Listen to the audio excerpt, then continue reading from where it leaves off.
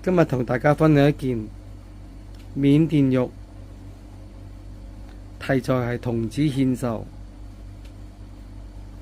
呢件應該其實係一件鴨心嚟嘅，鴨心切平咗下面，咁呢度有綠色部分做咗壽桃，咁上面兩隻蝙蝠，下面就有兩個細蚊仔，係個搬運個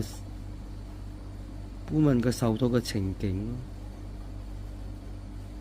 啲細蚊仲要可以笑笑口喎，咁大個壽桃仲要搬到笑笑口喎，你話幾辛苦咧？真係做人真係難。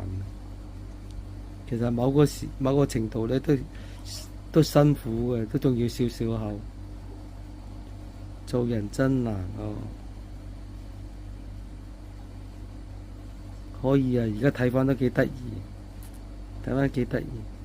，OK 嘅。件料都有結啦，係有啲白花咯。呢件料其實有結嘅，呢啲料係有結料嘅。你睇佢個結構唔明顯，係有啲白花，太過純又麻煩啦，一隻當玻璃。